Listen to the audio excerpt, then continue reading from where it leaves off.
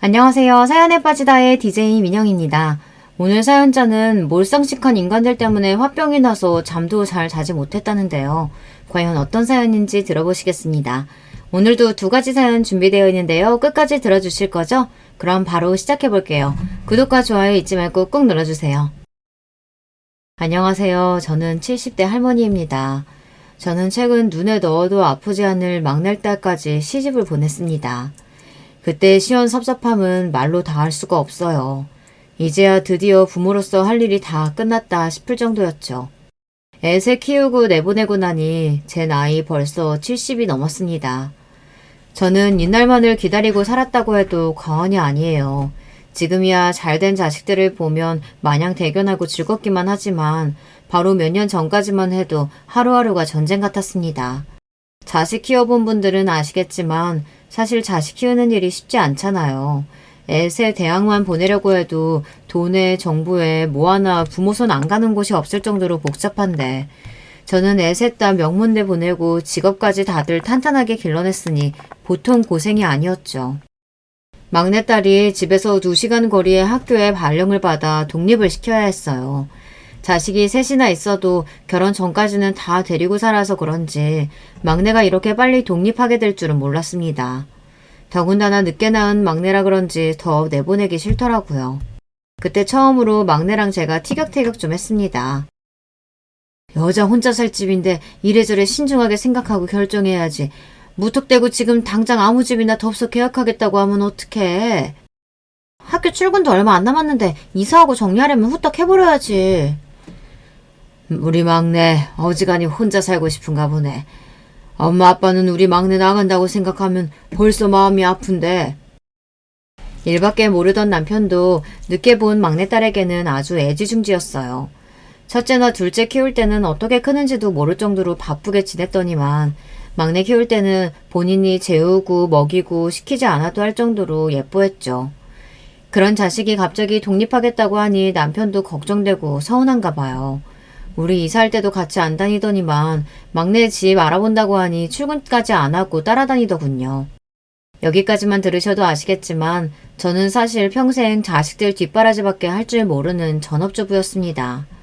제가 결혼했을 당시 남편은 시아버지에게 물려받은 사업을 공부하느라 집안일에는 일절 신경을 쓸 수가 없었어요. 그러다 보니 육아와 집안일은 모두 다 제 차지였어요. 더군다나 당시에는 시부모님과 같은 아파트에 살 때라 애들에 관해서는 웬만하면 다 시어머니에게 일일이 보고를 해야 할 때였죠. 어느 정도였냐면 애 학교 성적이나 학원 일정도 시어머니와 모두 다 공유해야 했어요. 어머, 이게 뭐야? 수학 70점? 너는 애가 시험을 이따위로 봤는데 아직도 학원 안 옮기고 뭐 했어? 지금 당장 다니는 학원 그만두고 다시 알아봐라. 당시에 큰딸이 고작 국민학생이었어요. 제가 태평한 건진 몰라도 시험이야 잘 볼 때도 있고 못 볼 때도 있는 거지. 그 정도로 학원을 옮겨야 한다고 생각하지는 않았습니다. 어머님도 참 중요한 시험도 아니고 그냥 쪽지 시험 본 건데 이 정도로 무슨 학원을 옮겨요. 얘 봐라 얘 봐. 네가 그렇게 태평하게 구니까 애가 70점 맞은 시험지를 창피한지도 모르고 버젓이 책상 위에 올려둔 거 아니야? 우리 아들은 지금까지 살면서 70점이라는 점수를 받아본 적이 없어.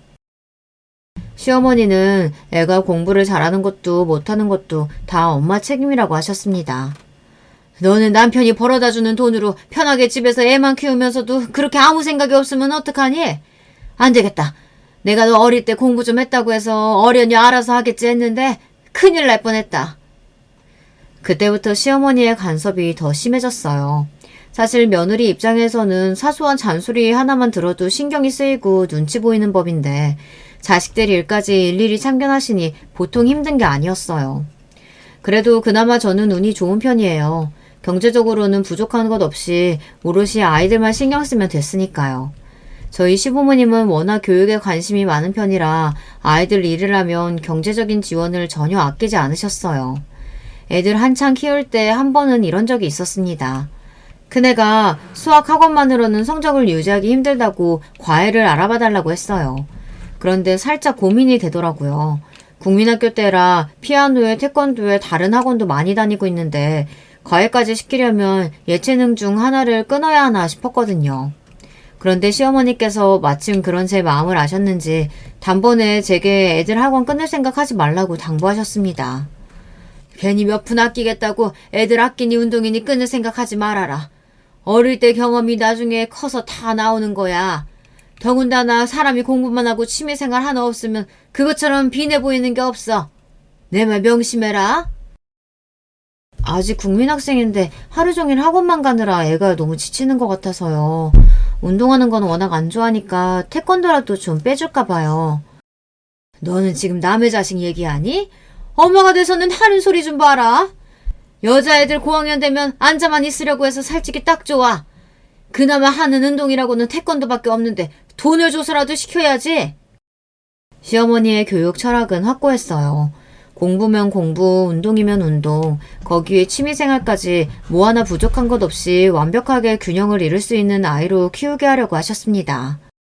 당신이 자식들에게 해서 성공했던 방법대로 저도 제 자식들에게 똑같이 시키기를 바라셨습니다. 시어머니뿐만이 아니라 시아버지까지 두 분 다 엄격하셔서 결혼하고 나서부터는 평생 시부모님 눈치를 안 볼 수가 없었어요. 그래도 시부모님께 배운 것도 많고 도움받은 일도 많다 보니 저는 시부모님을 존경했습니다. 저희 친정부모님은 자식들에게 해준 것도 없으면서 평생 사고만 치고 바라시기만 하는 분들이라 비교가 많이 됐거든요.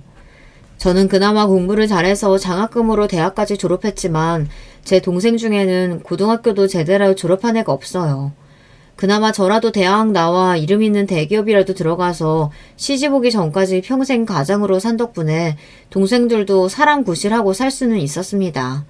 만약 저마저 별 볼 일 없었다면 우리 집은 답이 없었을 거예요. 어릴 때 기억은 이제 가물가물하지만 한 가지 똑똑히 기억나는 일이 있어요. 저랑 제 동생이 학교 다닐 때인데 육성회비가 아마 600원 정도였을 거예요. 그날 육성회비를 내야 하는 날이었는데 어머니가 1,000원을 제 손에 쥐어주시더니 말도 안 되는 소리를 하셨어요. 그래, 네가 오늘 학교 선생님한테 가서 둘이나 학교 같이 다니니까 육성회비 좀 깎아달라고 해. 엄마 1,000원밖에 없어. 저는 아직도 그때만 생각하면 얼굴이 화끈거려요. 학교가 시장통도 아니고 어떻게 애더러 육성회비를 깎아서 내라는 소리를 할 수가 있을까요? 엄마, 그게 말이 되는 소리야? 학교에서 누가 육성회비를 깎아줘. 이상한 소리 하지 말고 빨리 200원 더 줘. 어디서 그런 용기가 났는지 저는 눈을 크게 부라리고는 어머니께 반항했습니다. 그때가 아마 제 인생의 첫 번째 반항이었을 거예요. 그 전까지는 부모님께서 하라는 대로 모두 다 했었던 것 같은데 그날은 저도 어머니의 말이 너무 창피해서 그냥 넘어가지지가 않더라고요. 그럼 할 수 없네. 너랑 네 동생 중에 하나는 학교 그만둬야지 뭐. 그깟 200원이 없어서 자식 중 하나는 학교를 그만둬야 한다는 소리를 하는데 정이 뚝 떨어지더군요. 아무리 가난한 부모라도 그렇지 저는 도무지 이해가 되지 않았어요. 그때 알았죠. 부모라고 싸질러 나올 줄만 알았지 책임질 줄은 모르는 사람들이라는 걸요. 그 순간 저는 눈이 휙 돌았습니다. 저는 그대로 어머니에게 달려들어 어머니의 주머니를 뒤졌습니다. 이년이 지금 뭐 하는 거야? 저리 안 떨어져? 그까지 200원 없어서 학교 떼어치운다는 게 말이 돼요? 빨리 돈 줘요. 없으면 꺼져라도 내놔요. 저도 저였지만 혹여나 동생이 이 모습을 볼까봐 걱정돼서 저는 한시라도 빨리 제 선에서 해결하려고 어머니를 닥달했습니다. 아이고, 이년이 눈깔이 돌았네 돌았어. 아휴, 알았다 이년아. 학교 열심히 다녀서 어디 부모 호강시켜주나 보자. 어머니는 그제야 옷정 안에서 꺼낸 돈을 제 얼굴에 던졌어요. 그 순간 저도 모르게 울컥해서 눈물이 다 나더라고요. 없는 것도 아니고 뻔히 있으면서 자식한테 그런 망신을 주려고 할 수 있는지 아무리 생각해도 이해가 되질 않았습니다. 부모라고 이미 오만정이란 정은 다 떨어져서 말도 섞고 싶지 않았지만 그래도 어쩌겠어요. 그래도 저나 동생들을 낳아준 부모이니 인연을 끊을 수는 없었죠. 그날 이후 저는 악착같이 공부했던 것 같아요. 어머니 말대로 부모님 호강시켜주겠다거나 그런 건 절대 아니었고 오롯이 저와 동생들을 위해서였습니다. 이런 집구석에서 내가 살 방법은 공부밖에 없겠구나 싶어서요. 그런 집구석에서 평생 살았으니 시부모님이 제게 무슨 구박을 하셔도 저는 시부모님이 싫지 않았습니다. 세상엔 낳기만 했지 부모 노릇도 해주지 않는 부모들도 허다하니까요. 그래서 결혼도 남편이랑 한 거예요. 사실 남편이 저보다 나이가 9살이나 많습니다. 더군다나 남편은 저랑 결혼하기 전에 이미 한 번 결혼을 했어요.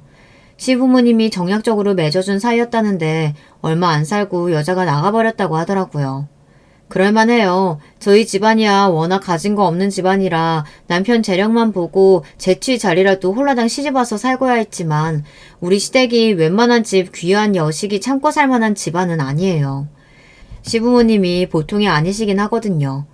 그런 분들이 이혼한 아들을 그냥 둘 수 없으니 바로 재혼을 시키겠다고 여기저기 손을 보게 했는데 그때 남편이 원하지 않았대요. 한번 실패했으니 다시 또 정략적으로 결혼하고 싶지는 않았던 거죠. 그러던 중 저와 만난 거예요. 저와 남편은 제 친구의 결혼식에서 만나게 됐습니다. 제 친구가 다니던 식장이 바로 시부모님이 운영하시던 회사라 회사 직원들이 다 결혼식에 왔었는데요. 그 자리에서 남편이 저에게 첫눈에 반해 친구들끼리 하는 필요한 자리까지 따라왔더라고요. 직장 상사이면서도 말이죠. 그날 이후 남편이 저에게 적극적으로 구애한 덕분에 저와 남편은 결혼을 하게 되었습니다. 처음엔 저도 남편이 나이도 많고 이혼한 경력도 있다고 해서 결혼까지는 망설여지기는 했었어요. 그때는 남편이 워낙 저에게 공을 들일 때라 홀라당 넘어가고 말았습니다. 사실 그 시대에 서울에 40평대 아파트가 있다는데 어떻게 안 넘어갈 수 있겠어요. 지금 생각하면 그때 결혼 안 했으면 큰일 날 뻔했죠. 시부모님이야 평생 저에게 무섭게 구셨지만 남편 아니었으면 제 인생이 이렇게까지 바뀌지는 못했을 테니까요. 그러다 보니 시부모님이 아무리 간섭하시고 못살게 구셔도 저는 불만이 없었어요. 제 팔자에 이 정도로 살 수 있었던 건 다 시부모님 덕이었으니까요. 저희 시어머니는 저희 남편까지 해서 사남매 중 둘을 서울대에 보냈어요. 다른 자녀들은 외국에 유학까지 보냈습니다. 처음엔 제가 아무리 노력한다고 해서 시어머니처럼 할 수 있을까 믿지 않았습니다. 시어머니야 태생부터 부잣집에서 귀하게 자라신 분이라 그 세계를 잘 아시지만 저는 전혀 아니다 보니 시어머니가 시키는 대로 한다고 해서 제 자식들이 성공적으로 자라줄 거라 기대하지 않았거든요. 그런데 이게 하다 보니 되긴 하더라고요. 시어머니의 이야기대로 따라가다 보니 어느새 제가 낳은 자식들이 투자한 만큼 성과를 내기 시작하더라고요. 더군다나 자식 둘 결혼시킬 때도 시부모님이 아니었으면 쉽지 않았을 거예요. 애들 홍기가 찼을 때쯤 저도 나름대로 좋은 자리로 보내려고 생각은 하고 있었는데 막상 애들 결혼까지 관여하려고 드니 쉽지 않더라고요. 그런데 그때도 시부모님이 힘써주신 덕분에 큰애나 작은애나 다 좋은 혼처를 만나 시집 장가 가서 잘 살고 있어요. 남편은 본인이 부모님이 정해주신 결혼을 했다 한 번 실패한 경험이 있다 보니 아이들 결혼까지 시부모님이 왈가왈부하는 건 탐탁지 않아 했어요. 하지만 제 자식들은 남편과 달랐습니다. 워낙 공부하고 일하느라 연애할 시간이 없다 보니 오히려 시부모님이 만들어주신 선자리에 흔쾌히 나가서 결혼까지 골인했어요. 첫째, 둘째는 어릴 때부터 제가 크게 신경 쓸 때가 없긴 했습니다. 둘 다 욕심이 많은 편이라 주변에서 잔소리하지 않아도 둘 다 알아서 공부하고 진로도 정하고 했거든요. 그렇다 보니 저는 진심으로 시부모님께 너무 감사드려요. 둘째 결혼하자마자 시아버지가 돌아가셨고 첫째 손주가 돌잔치도 하기 전에 시어머니께서 돌아가셨어요. 남편한테 말은 안 했지만 저도 참 신기한 게 시부모님 돌아가셨을 때 저희 부모님 돌아가셨을 때보다 훨씬 더 많이 울었습니다. 그때 느낀 게 시부모님이 저에게 모질다면 모질고 엄하다면 엄하게 구셨지만 그래도 저희 친정 부모님보다는 저에게 있어서 여러 면에서 진짜 부모 같다고 생각해요. 더 존경하기도 했고요. 심지어 저희 친정 식구들도 인정할 정도였죠. 돌아가신 저희 친정아버지는 툭하면 저에게 시부모님께 잘하라고 하셨어요.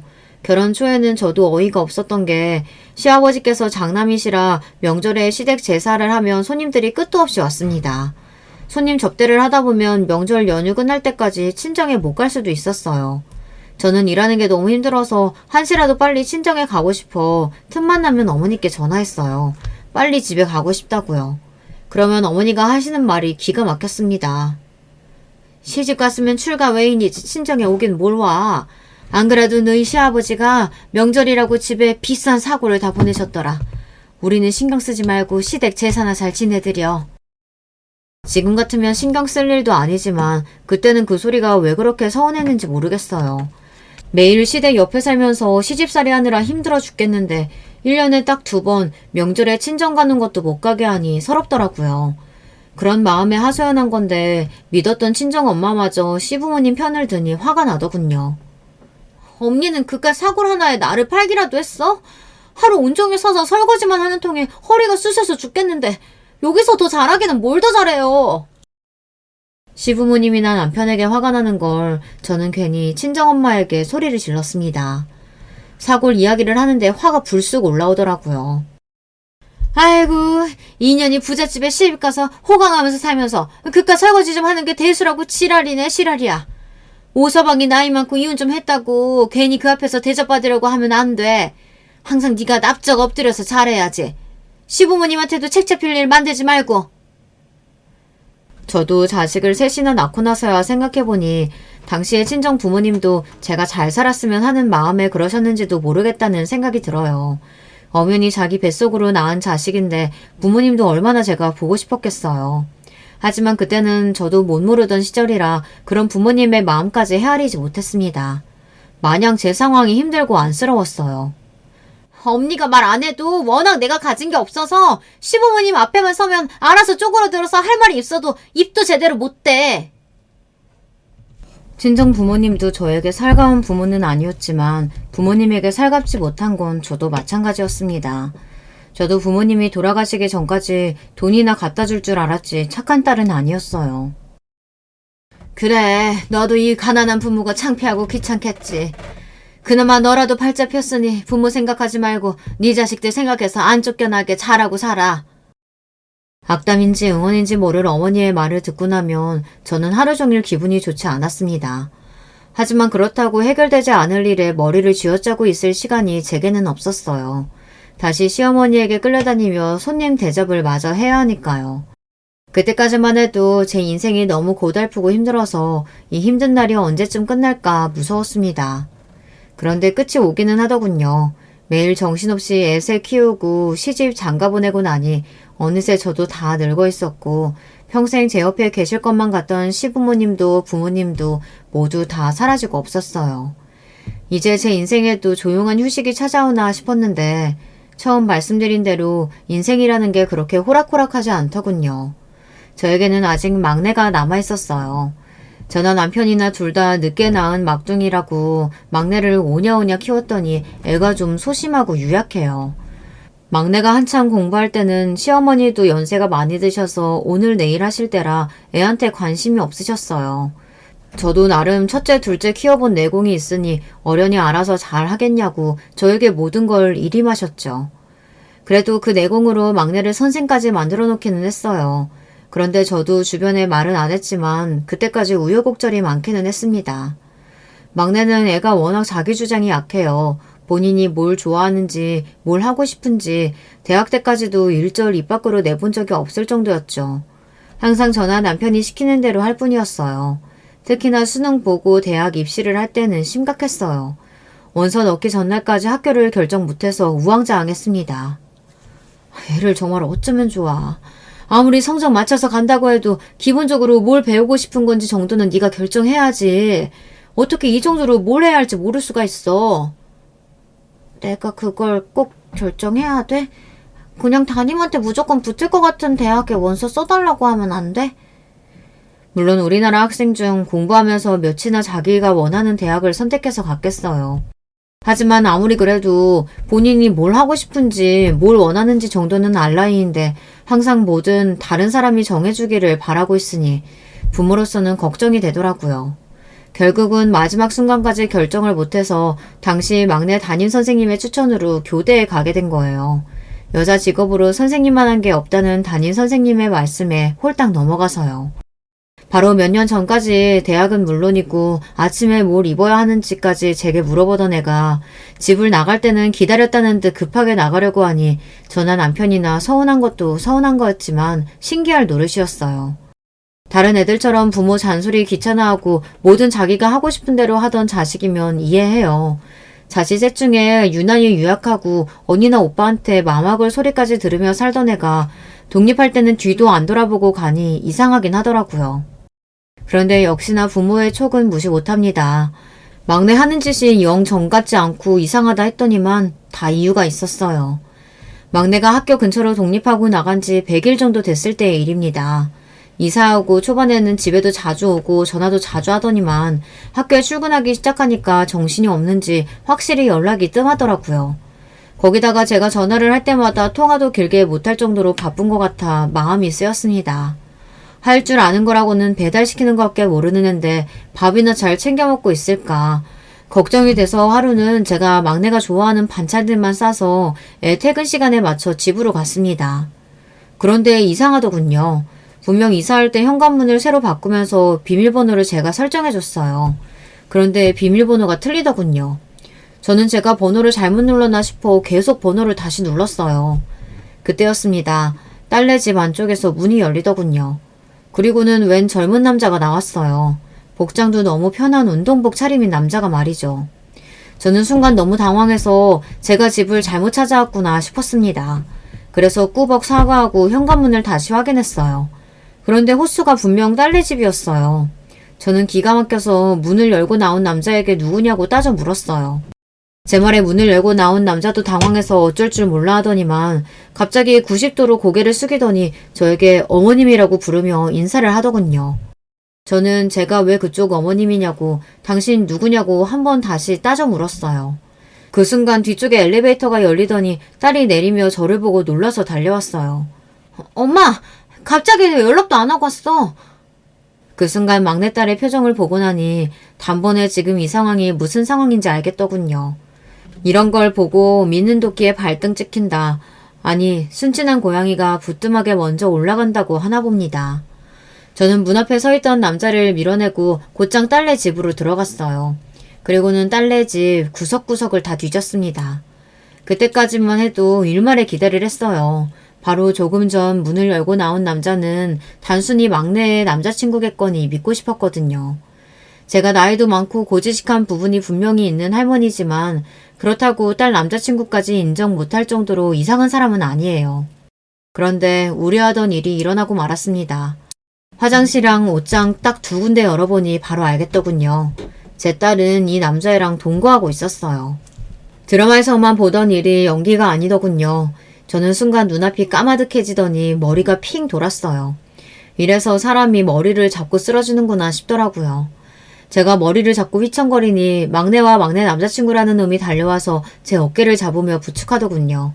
둘 다 연신 괜찮냐고 묻는데 순간 피가 거꾸로 쏟는 것만 같았습니다. 뭐 괜찮아? 네가 엄마면 이 꼬락서니 보고 괜찮냐는 말이 나오겠니? 너 지금 이게 뭐하는 짓이야? 너 이러려고 뒤도 안 돌아보고 집 나가겠다고 한 거구나? 괘씸하다는 말이 딱 맞았습니다. 자식 새끼라고 곱게 키워놨더니만 이런 식으로 제 뒤통수를 칠 줄은 몰랐어요. 더군다나 딸년이 하는 말이 기가 막혔습니다. 엄마, 놀란 건 알겠는데 나도 벌써 30이 다 됐어. 옛날 같으면 시집을 갔어도 2번이나 갔을 나이인데 연애 좀 하는 거 가지고 이렇게 펄쩍 뛸 일이야? 딸년은 제가 이상하다는 식으로 몰아갔습니다. 정말이지 기가 찰 노릇이더군요. 연애는 무슨... 네가 지금 하는 게 돈 거지 연애야?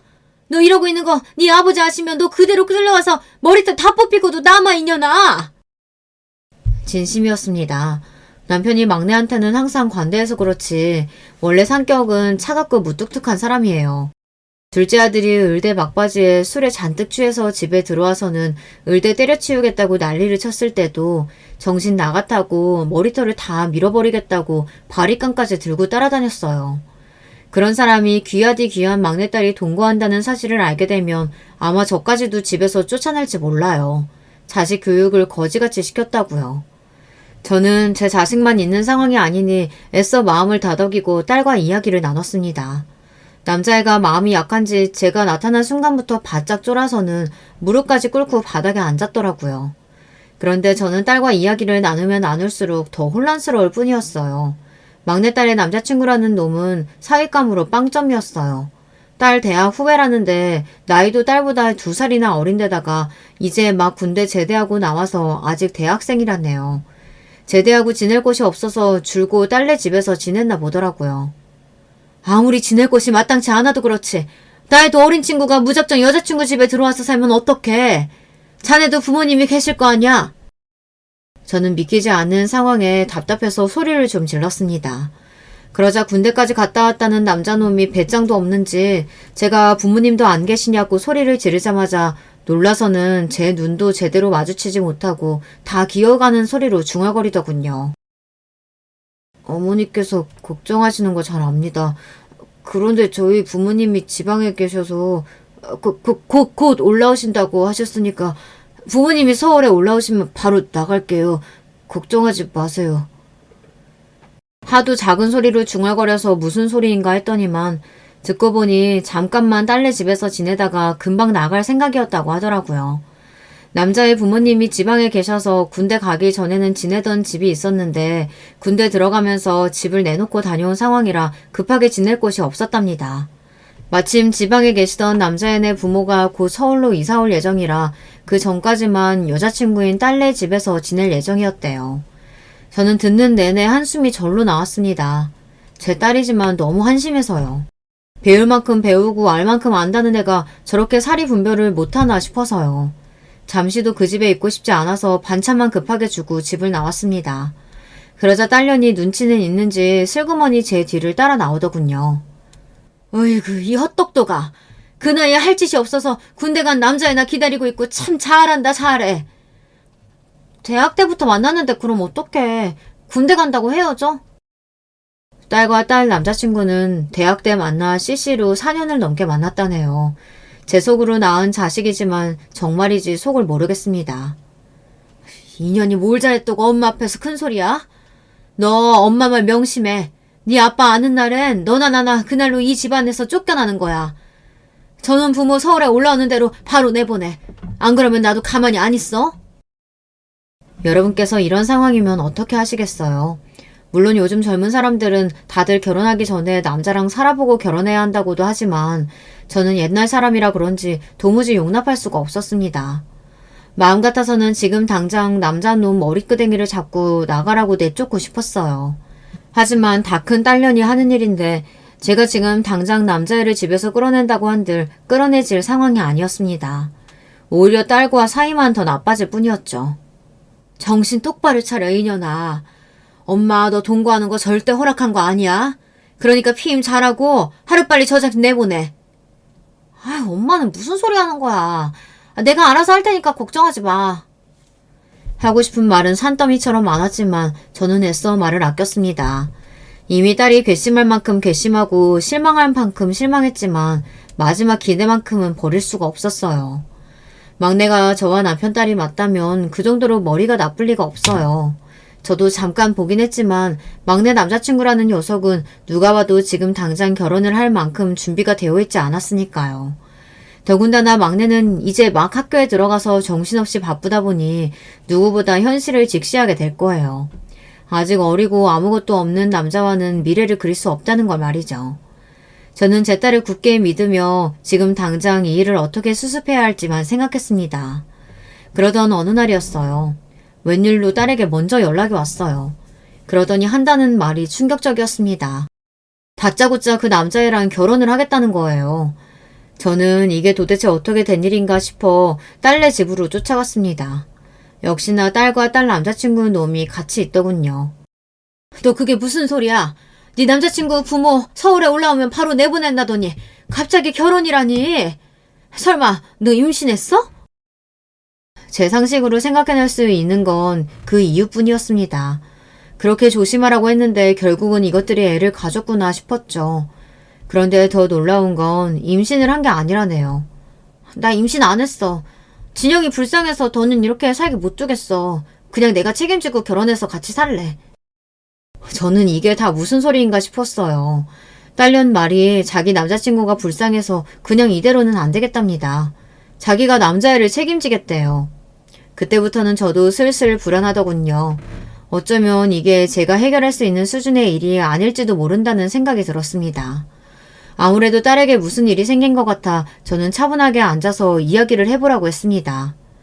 그러다 딸도 남자친구 놈이랑 눈을 맞추더니 둘이 손을 꼭 잡고 이야기하더라고요. 그런데 잠시 후 상황이 180도로 달라지고 말았어요. 저는 막내에게 이야기를 듣는 내내 눈물이 왈칵 올라와 꾹 참았습니다. 그 정도로 막내의 남자친구 상황이 좋지 않았어요. 얼마 전 제가 이 집에서 둘을 처음 보았을 때 저에게 자세히 이야기하진 않았지만 남자애네 집안에 문제가 좀 있더라고요. 남자애네 집이 시골 중에 시골인데 그 동네에서 공부를 제법 잘했나 봐요. 그러다 보니 서울로 대학을 오고 싶었답니다. 그런데 워낙 집안 사정이 안 좋아서 부모님께서 서울로 대학을 보낼 형편이 안 됐대요. 그래서 본인은 고등학교 3년 내내 공부하면서 아르바이트까지 해 서울로 올라올 준비를 했답니다. 그렇게 어렵사리 서울에 교대까지 합격했는데도 가족 중 누구도 축하해주지 않았답니다. 오히려 가족들의 원망을 들었대요. 너만 혼자 이 집구석에서 벗어나서 사니 좋니? 우리는 전기세 낼 돈도 없어서 죽겠는데 장남이라는 놈이 혼자 서울로 도망가서 대학생 소리나 들으면서 사니까 살만한가 봐? 막내 남자친구 부모님은 평생 안정적으로 돈을 벌어본 적이 없는 분들이랍니다. 아버지는 평생 여기저기 이상한 사람들이랑 어울려 다니며 돈 되는 일만 있으면 기웃거리며 간신히 먹고 살았고, 어머니는 동네 아른 사람들 가게 일을 도와주며 근근히 먹고 살았답니다. 그러다가 막내 남자친구가 서울에 올라오고 나서는 그마저도 벌지를 않았으니 힘들게 서울에서 학교 다니는 아들에게 자꾸만 돈을 보내달라고 닥달했대요.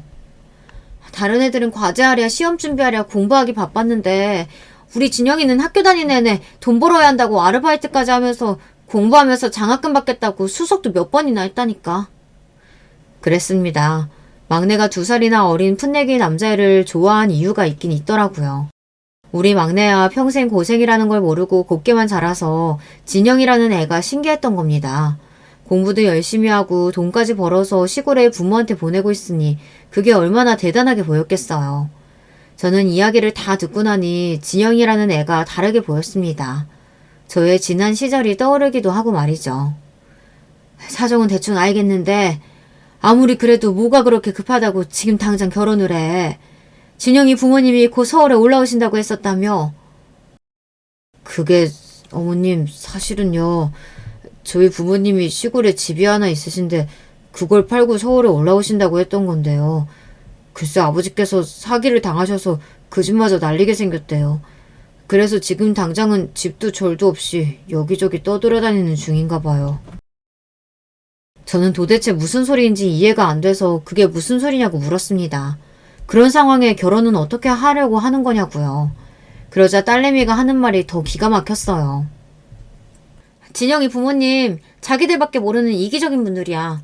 사기는 본인들이 당해놓고 진영이더러 지금 당장 대학 그만두고 시골 내려와서 아는 사람 공장에 취직하라고 난리래. 진영이가 공장에 취직한다는 게 말이 돼? 우리 진영이 시골을 못 가게 하려면 나랑 빨리 살림 차리고 사는 수밖에 없어, 엄마. 들으면 들을수록 답이 없었습니다. 진영이라는 애 사정이 딱한 거야 저도 알겠어요. 그런데 아무리 그래도 이런 상황에 결혼은 답이 아니었습니다. 저는 그 자리에서는 대충 상황을 알겠다고 좀 생각해보자고 둘러대고는 곧장 딸을 데리고 집에 왔어요. 그러고는 제정신이냐고 등을 몇 번이고 때렸습니다. 엄마 그만해. 엄마가 아무리 안 된다고 해도 나 진영이랑 결혼할 거야. 결혼해서 내가 진영이 대학 졸업시켜주고 시험도 볼 수 있게 뒷바라지 해줄 거라고. 제 딸년이지만 보면 볼수록 정신이 나간 것 같아요. 지금까지 살면서 뭐 좋다고 저렇게 졸라본 적이 없는 앤데 그걸 어리숙한 남자애가 뭐가 좋다고 저러는 건지 모르겠어요. 그때였습니다. 하필이면 그때 퇴근하고 집에 돌아온 남편이 제가 딸과 하는 소리를 듣고 말았어요.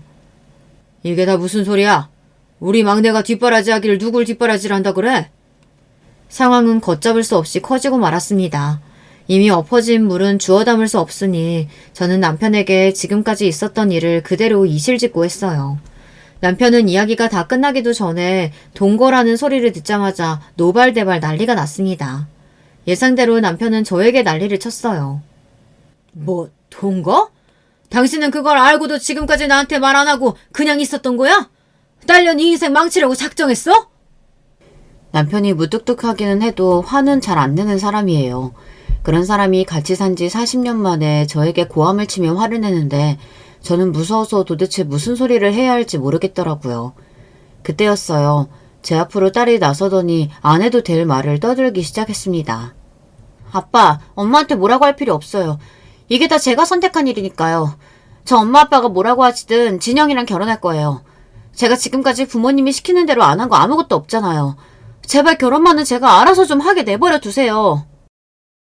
막내의 말에 저도 남편도 둘 다 어안이 벙벙했습니다. 저와 남편이 지금까지 살면서 막내에게 이래라 저래라 시킨 적이라도 있으면 이 정도로 억울하지도 않습니다. 항상 본인이 뭘 해야 하는지 몰라 허둥거리길래 도와준 건데 이제와 저와 남편이 시키는 대로 한 거라고 하더라고요. 아무리 그 남자애가 좋아도 그렇지 매일 어떡하냐고 징징거리길래 엄마로서 도와준 걸 가지고 그런 식으로 말하면 되니? 그러니까요. 30이 다 될 때까지 저처럼 뭘 좋아하는지 뭘 하고 싶은지도 모르던 애가 진영이 만나고 나서 내가 뭘 해야 하는지 뭘 하고 싶은지 알게 된 거라니까요. 그러니까 제발 좀 제가 하고 싶은 대로 하게 해주세요. 부모 마음이라는 게 참 이상합니다.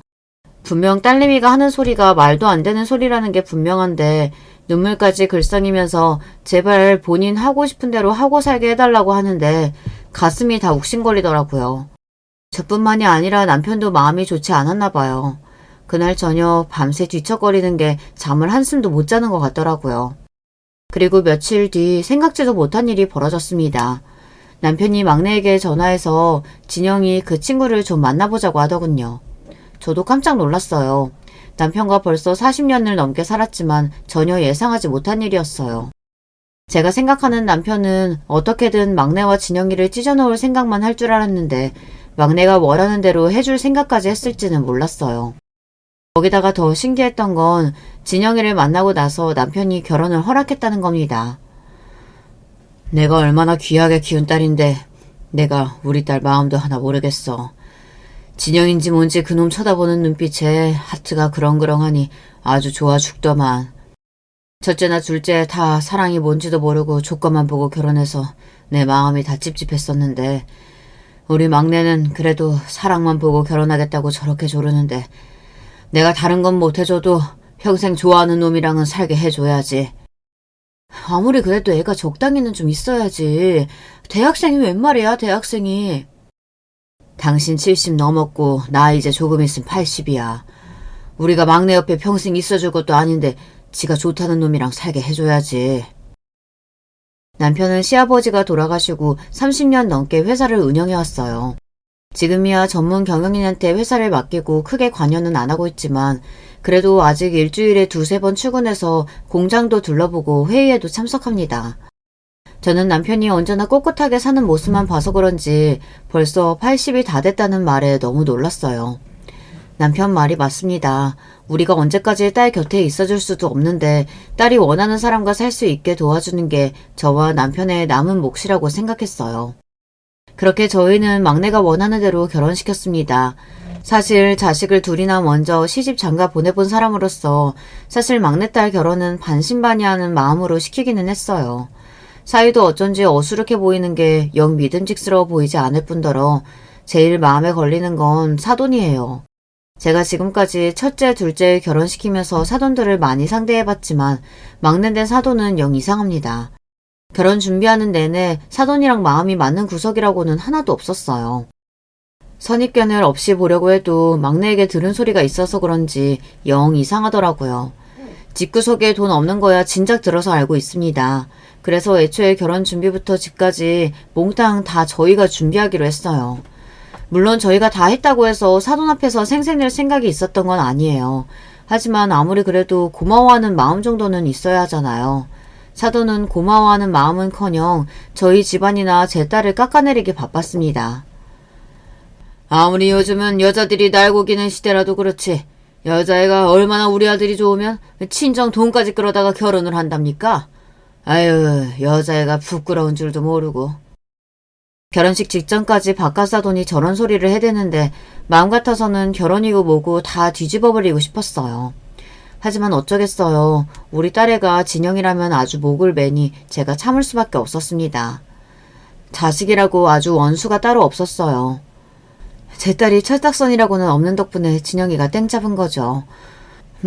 제 딸이 진영이 대학도 졸업시키고 이명 뒷바라지까지 한다는데 웬만한 부모보다 낫잖아요. 저라고 예비 사이가 마음에 들겠어요. 애가 착하고 똑똑하다는 거야 알지만 아무리 봐도 든든한 구석이라고는 조금도 없으니 영 불안했습니다. 나중에라도 저런 놈이랑 제 딸을 두고 제가 마음 편히 눈을 감을 수 있을까 싶더라고요. 그러다 보니 사돈이고 뭐고 말도 좋게 나가지를 않았어요. 역시나 사람은 하나를 보면 열을 아는 건데 처음부터 아니다 싶었을 때 결혼을 시키지 말았어야 했습니다. 하마터면 제 딸 인생을 말아먹을 뻔했어요. 그날은 막내가 결혼식을 올리고 신혼여행에서 돌아오는 날이었어요. 공항에 도착할 시간이 훌쩍 지났는데도 연락이 없더라고요. 저는 신혼여행에서 돌아오면 아무래도 집에 먹을 게 아무것도 없을 것 같아 미리 반찬을 좀 만들어뒀어요. 막내 신혼집이 우리 집에서 걸어서 10분 거리예요. 저는 잠깐 반찬만 주고 올 생각으로 남편과 함께 막내네 집에 갔습니다. 그런데 막내딸네 집에 도착했을 때 밖에까지 이상한 소리가 들렸어요. 딸네 집 안쪽에서 누가 고래고래 소리를 지르는 소리가 들리더라고요.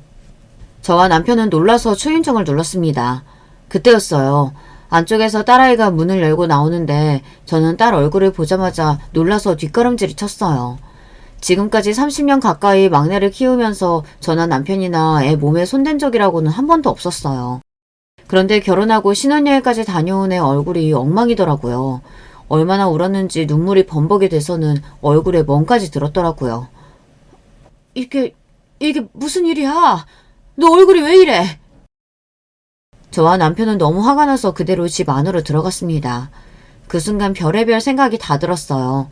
멍청한 줄 알았던 사위놈이 혹시나 제 딸에게 손을 댄 건가 싶어 남편은 거실 바닥에 주저앉아 있는 사위놈 멱살을 잡았어요. 너 이 자식! 내 딸 얼굴 왜 저래? 네가 내 딸 저렇게 만든 거야? 그런데 남편 손에 의해 고개를 든 사위의 얼굴은 더 엉망이었습니다. 멍 정도가 아니라 피까지 흘리고 있더라고요. 그제야 정신을 차리고 주변을 둘러보니 사돈들이 집 안에 있었습니다. 심지어 무슨 일이 있었던 건지 거실 바닥에는 화분이 떨어져 있고 유리 파편이 널브러져 있었어요. 사돈 두 분이 여긴 어쩐 일이십니까? 그리고 도대체 이게 다 무슨 일이에요? 도저히 이성적인 판단이 안 되는 상황이었지만 남편은 애써 마음을 가다듬으며 사돈들에게 정중히 물었습니다. 그런데 그때였어요. 전혀 상식적이지 않는 사돈은 무식한 소리를 해댔습니다. 와, 세상 참 좋아졌네요. 친정부모가 설마 애들 신혼여행 왔다고 바로 쪼르르 보러 온 거예요? 사돈, 제가 이번 한 번만 말하는데요. 명심하세요. 아무리 세상 좋아졌어도 여자는 결혼하면 출가 외인이에요. 애가 얼마나 버르장머리 없이 컸으면 어른 무서운 줄 모르더군요. 앞으로 제가 이 집에서 지내면서 며느리 교육 좀 시킬 테니까 앞으로 사돈 두 분은 출가 외인한테는 신경 쓰지 마세요. 아시겠어요, 사돈? 말도 안 되는 개소리를 자기 멋대로 해대는 사돈 때문에 안 그래도 미칠 노릇인데 더 어이가 없는 건 도대체 언제부터 이 집에 들어와 산 건지 거실에는 온통 사돈들의 물건이 깔려 있었어요. 어디서부터 이야기를 해야 하나 정신이 없는 와중에 옆에 있던 안사돈은 더하더군요. 제가 싸온 가방을 자기 멋대로 주방에 가져가더니 한다는 소리가 기가 찼어요. 아이고, 서울 사람이라 그런가 손이 왜 이렇게 작아요. 식구가 몇인데 이거 가지고 누구 코에 붙이라고. 저는 도무지 상황 파악이 안 돼서 머리가 다 지끈거렸습니다. 이대로 가만히 있다가는 저까지 미쳐버릴 것 같아 저는 소리를 버럭 질렀습니다. 아! 다 조용히 해요. 개소리 하지 말고 도대체 이게 무슨 상황인지부터 설명해요. 사돈이 왜 우리 집 딸 집에 있는지부터, 그리고 내 딸이랑 사위 얼굴이 왜 저 모양인지 설명하라고요. 저도 태어나서 이 정도로 화가 나본 건 처음입니다. 70평생 살면서 이 정도로 비상식적인 인간들은 처음 만나봐요. 그런데 사돈인지 뭔지 아는 인간들이 하는 소리가 더 기가 막혔습니다. 글쎄, 애들 결혼식이 끝나자마자 둘이 이 집에 들어와 살기로 했답니다. 본인들이 명색이 부모인데 살던 집까지 날리고 여기저기 전전하고 다니는데 자식으로서 집이 있으면 같이 사는 게 당연한 일 아니냐고요. 그 소리에 사위랑 딸이 기가 막혀서 말도 안 되는 소리라고 그건 안 된다고 했나 봐요. 그랬더니 사돈 둘이 애들이 신혼여행 간 사이에 사람을 불러 문을 따고 들어와 일주일이나 제 딸 집에서 산 겁니다. 신혼여행에서 돌아온 애들이 놀라서 사돈에게 따져 물었더니 화가 난 바깥 사돈이 사돈과 제 딸에게 물건을 던지고 폭언을 해댄 거예요. 그래서 얼굴에도 상처가 나고 집안 꼴도 난리가 난 겁니다. 저와 남편은 순간 너무 기가 차서 말도 나오질 않았어요. 심지어 남편은 화를 참을 수가 없는지 손까지 벌벌 떨더라고요. 아무리 사정이 급해도 그렇지 애들하고 제대로 상의도 안 하고 이런 일을 벌이면 어떡합니까? 지금 당장 짐 싸서 나가세요. 안 그러면 경찰에 신고하겠습니다. 아이고, 부모라는 양반이 새끼를 저 따위로 키워서 남의 집에 보냈으면 알만 하지. 경찰 좋습니다. 신고하쇼. 우리나라 법에 자식이 사는 집에 부모가 들어왔다고 쫓아내도 되는 법이 있는지 한번 봅시다. 사돈은 뻔뻔함이 하늘을 찔렀습니다. 우리가 딸에게 사준 집에 무단으로 들어와 놓고 경찰에 신고를 하든 알아서 하래요. 이 인간들이 우리를 아주 물러보네. 이제부터는 당신들이랑 우리는 사돈도 뭣도 아무것도 아니야. 내가 몇 시간 내로 여기서 다 끌어낼 테니까 그런 줄 알아. 그렇게 딸을 데리고 나온 남편은 곧장 주변에 아는 법조계 지인들에게 모두 다 전화를 돌렸습니다. 남편과 친한 후배 아들이 현직 검사예요. 그 검사 말이 먼저 딸을 이혼시켜야 한답니다. 그래야 사돈을 법적으로 내쫓을 수 있다네요. 아니면 지금 당장 집을 부동산에 내놓으라고 했습니다. 내가 네 남편 웬만하면 참고 보듬고 살려고 했는데 더는 안 되겠다. 어차피 혼인신고도 안 했으니까 지금 당장 저 집안 인간들 다 끌어내. 남편은 더는 참을 수 없다며 사위고 뭐고 다 쫓아내라고 했어요. 그게 우리 모두 사는 길이라고요. 그런데 그런 일을 겪고도 아직 정신을 못 차렸는지 막내는 절대 자기 남편하고는 못 헤어진답니다. 아빠도 엄마도 우리 진영이 얼굴 봤잖아. 우리 진영이는 잘못 없어요. 나는 절대 우리 진영이 저런 사람들하고 사는 꼴 못 봐. 엄마 아빠가 제발 우리 진영이 좀 구해줘. 얼굴에 멍까지 들어서 질질 짜는 딸려는 얼굴에 보는데 저도 남편도 한숨이 나와 무슨 말을 할 수가 없었습니다. 저와 남편은 도저히 이 답답한 마음을 어디 말할 데가 없어 사연까지 보내게 됐어요. 제 이야기를 끝까지 들어주신 여러분께서 저희가 어떻게 하면 좋을지 의견을 좀 주세요. 저와 남편은 무조건 딸과 사위를 헤어지게 하고 딸이 다시 시작하는 게 맞다고 생각해요. 그 일이 있은 지 벌써 한 달이 지났는데도 아직도 제 딸 집에 그 인간들이 있어요. 부동산에서 집을 보러 오는데도 문을 꽁꽁 잠그고 열어주지 않습니다. 사위와 딸은 멀쩡한 집 놔두고 우리 집에 와서 지내고 있어요. 남편은 지금이라도 당장 아는 경찰들을 보내서 집안에서 끌어내겠다고 난리지만 제가 애써 말리고 있습니다. 법대로 하는 것도 좋지만 강제적인 것보다 좋은 방법이 있지 않을까 싶어서요. 남편은 사위를 보기만 하면 못 잡아먹어서 안달이에요. 저는 사실 사위도 안쓰러워요. 지금까지 돈으로 안 되는 일이라고는 모르고 살다가 무식하고 괴물 같은 인간들에게 걸려드니 도저히 방법을 모르겠습니다. 현명하신 여러분들의 의견 댓글로 달아주시면 하나하나 다 읽고 참고하도록 하겠습니다. 끝까지 저의 이야기 들어주셔서 감사해요. 여러분의 가정에는 저희와 달리 항상 즐거운 일만 가득하시길 바라겠습니다. 여러분, 두 번째 사연 시작하기 전에 좋아요, 구독 꼭 눌러주실 거죠? 그럼 두 번째 사연 바로 시작합니다. 안녕하세요. 저는 서울 강북구에 살고 있는 여자예요. 저는 30대 초반에 2살 연상의 남편을 만났어요. 장거리 연애였지만 서로에 대한 애정 하나로 의지하며 버티면서 그렇게 사랑을 쌓아갔어요. 솔직히 말해서 불같은 사랑은 아니었습니다. 일단 저는 그랬어요. 그런데 이제 나이도 있었고 직장 생활의 반복에도 염증을 느끼고 있었던 터라 아주 열정적인 사랑의 감정은 아니더라도 결혼을 자연스레 떠올리게 된 것이었죠. 굉장히 타오르는 사랑이 아니더라도 무난한 마음을 가지고 결혼하는 것이 괜찮을 거라고 생각했어요. 제가 아니랬던 것 같네요. 저희가 결혼을 결심하고 있을 시기에 결혼식이 열렸어요. 저희 부부 결혼식은 아니었고요. 아주버님과 형님 결혼식이었네요. 두 분은 자녀도 2명 있었고요. 진작에 부부 사이셨지만 여러 가지 상황상 결혼식을 못 올리고 사셔서 계속 미뤄진 거라고 하더라고요. 오빠, 난 여태까지 오빠가 형 있고 형수님 있고 조카들 있고 딱 이렇게만 말해서 그냥 그런가 보다 했었는데 아직 결혼식을 두 분이 안 올리고 사신 거였어? 아무래도 경제적인 요건 때문에 미루신 게 아닐까 싶은데 맞아? 형제끼리 아주 살가운 사이는 아니다 보니까 내가 굳이 이런저런 얘기는 안 했나 보네. 네가 한 짐작이 맞아. 원래 예전에 결혼식 진작 올렸어야 했는데 그때 돈 문제가 생겨서 좀 복잡했거든. 저는 대수롭지 않게 여기면서 아주버님과 형님의 결혼식을 축하해 줬습니다. 남편과 결혼을 약속한 이상 저도 이미 그때부터 사실상의 집안 일원이나 다름없었기 때문에 당연히 현장에 참석을 했었고요. 식장은 경기도 안양에 있는 연식이 좀 된 곳이었어요. 특이한 건 신부 측, 그러니까 저의 형님 되시는 분의 하객들이 되게 많았다는 점이었네요. 형님은 인상이 무척 단아하고 차분해 보이는 분이셨습니다. 아주버님은 수더분하고 무난하게 생기신 분이었고요. 그런데 저는 그날 조금 의아한 장면을 목격했습니다. 결혼식의 모든 순서가 끝나고 나서 남편이 아주버님을 향해 뭐라고 말을 하던 모습이었죠. 형, 내가 바짓단은 통을 좁게 잡는 걸로 하면 안 된다고 했지? 내가 분명히 마지막에도 그렇게 조언 줬던 것 같은데 오늘 꼬라지가 이게 뭐야? 아래가 쫄바지가 돼서 행색이 우스워졌잖아. 저는 남편이 아주버님에게 그런 식으로 말을 하는 걸 듣고 고개를 갸웃했죠. 아까 분명히 남편은 자기 입으로 형제끼리 살가운 사이는 아니라고 했었거든요.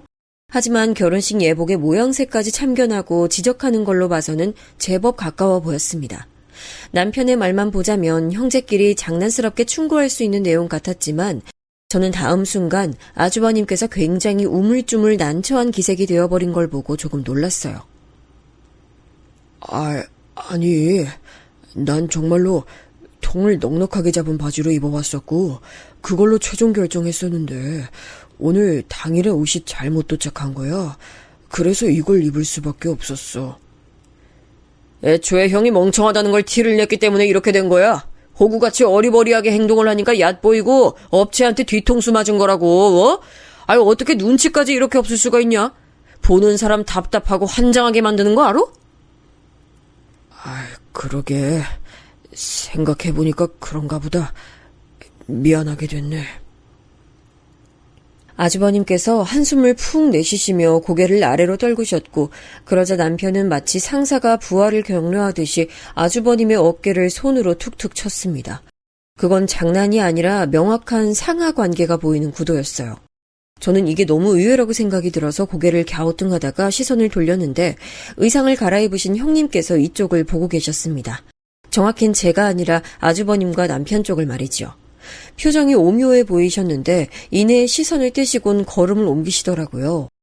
전 남편에게 이런 것에 대해 물어볼 틈도 없이 시부모님께 인사를 가야 했어요. 결혼을 앞둔 입장이었으니 이런 자리에서 무조건 인사를 드려야 했으니까요. 남편이랑 둘이 팔짱을 끼고 가서 시부모님께 인사를 드렸는데요. 잘 차려입으신 두 분을 뵈니까 오히려 연세 있으시다는 게 확 느껴지더라고요. 세련된 느낌이 전혀 들지 않고 중후한 멋만 느껴져서 그랬던 듯 싶네요. 그래, 우리 대준이하고 세아가 둘이 아주 잘 어울리는구나. 너희도 아이를 둘 정도는 낳고서 그렇게 가정을 꾸려서 살면 좋겠어. 아버지, 저희는 많으면 둘 낳을 건데 혹시 하나만 낳고 살 수도 있어요. 머릿수가 중요한 게 아니라 하나를 낳아서 키우더라도 해줄 수 있는 지원을 자식에게 다 해주는 게 중요하다고 저희는 생각하거든요. 그래서 결혼하더라도 아이를 바로 가질 생각은 없고 우선 돈부터 함께 모을까 합니다. 시아버지께서는 너털 웃음을 터뜨리셨는데 옆에 계신 시어머니께서는 그저 어색하게 한쪽 입꼬리만 올리시는 게 전부였어요. 저는 그때 생각했죠. 선입견일 수도 있지만 아들만 둘을 둔 엄마라면 분명히 자식 장가를 보내면서 며느리에 대한 반발심이나 질투심 같은 게 있을 법도 한데 시어머니께서는 그런 게 없으신 듯했고 왠지 모르게 거리감을 두고 계시는 것 같아서 살짝 독특하다고 여겼습니다. 오빠, 혹시 어머님하고 서먹서먹해? 그렇지 않고서야 어머님이 나한테 따로 말씀 주시는 것도 없고 며느리를 아예 견제 안 하신다는 게 아무래도 말이 안 돼. 에이, 서먹서먹하기는 딱히 애정이 넘치고 서글서글한 관계가 아닐 뿐이지 그렇다고 해서 서먹서먹하다거나 하진 않아. 그럼 아주버님하고는? 둘이서 사이가 먼 형제일 줄로 생각했는데 예식장에서 보니까 둘이서만 대화를 잘 놔두더라. 아무리 그래도 형제인데 남보다야 친하니까. 우리 형이 생긴 건 목석같이 그렇게 생겼어도 마음이 여리고 머리는 바보야. 그래서 내가 비록 동생의 입장이긴 해도 형을 잘 챙겨줘야 돼. 남편이 그렇게 말을 하니까 역시 가족은 가족이구나 싶은 생각이 들었어요. 하긴 형제끼리 서로를 챙기지 어디 남이 챙겨주겠나요? 남편이 겉으론 아닌 척하지만 자기 형을 많이 생각해주는 착한 동생인 것 같더라고요. 참고로 결혼할 때 남편하고 지분은 거의 반반이었어요. 남편이나 저나 크게 모은 돈까지는 없었고 집안에 손 벌릴 처지 역시 딱히 못 됐기 때문에 대출을 기고 집을 구했습니다. 혼수는 미리 받았던 것들이 있었기 때문에 전부 변동 없이 그걸로 정했고 그래서 남편이랑 이 과정에서 부딪히거나 이견이 생길 일도 없었어요. 저는 결혼하면 정말 무탈한 결혼 생활을 이어나갈 거라고 믿어 의심치 않았지요. 그러고 보니까 딱히 의식을 안 해봤었는데 아주버님하고 형님 사신다는 동네하고 우리 신혼집하고 외곽도로만 타면 금방 가네? 그런 사실을 알아차리고 있었을 때 시어머니께서 저를 호출하셨어요. 저에게 내내 관심이 없어 보이셨기 때문에 이게 너무 의외면서도 반가웠습니다. 굳이 시어머니와 가까운 며느리가 되고 싶진 않았지만 그렇다고 너무 단절되어 지내는 걸 원하지도 않았거든요. 며느리로 들어왔으니 내가 기념으로 밥 한 끼 살까 하는데 시간 되면 나올 생각 있니? 굳이 바쁘고 시간 없다 그러면 안 나와도 돼. 아니에요. 저 시간 있어요. 다니던 직장 일 다음 주부턴 재택근무로 반년간 전환하기로 했거든요. 제가 시간을 유동적으로 내면 될 것 같아요. 어머님, 제가 어디로 가면 될까요? 대구로 갈까요? 그런 거였니? 우리 집으로 올 것도 없고 우리 집 오는 길에 그 큰 오거리 대로 거기 있는 해물찜 가게로 오면 돼. 거기서 밥 먹을 거야. 저 거기 지나가다가 보고 꼭 가보고 싶다고 생각했었어요. 식당 분위기가 멋있더라고요. 그런 곳 불러주셔서 너무 감사해요. 저기 근데 저랑 어머님 이렇게 둘만 모이나요? 그럼 너랑 내가 모이지 또 누가 있어. 혼자 시어미 만나러 가는 건 내키지 않으니까 옆에 남편 끼고 출동하겠다 이런 의미야? 그런 게 아니라요. 혹시 형님도 같이 모이시는 건가 싶어서 여쭤봤어요. 원래 일 다니셨다가 지금은 안 다니시는 상태라고 언뜻 들어서요. 낮에 딱히 하실 일 없지 않으실까요? 네가 부르고 싶으면 불러서 같이 와. 걔가 근데 올려나 모르겠네. 시어머니 말씀에 저는 형님께서는 시댁 모임이라든지 이런 것에 참여를 안 하시는 스타일인가 보다 이렇게 생각을 했어요. 그래도 연락은 일단 해봤죠. 저도 사실 되게 사교적인 성격은 아니었지만 기본적인 도리는 하고 살아야 한다는 일념 하나로 그리고 첫 단추를 잘 끼우면 좋겠다는 마음으로 형님께 먼저 연락을 했던 거였네요. 형님, 다음 주에 어머님이 밥 사주신다고 하는데요. 형님도 같이 자리하시면 좋을 것 같아서 연락드렸어요. 낮에 시간 괜찮으세요?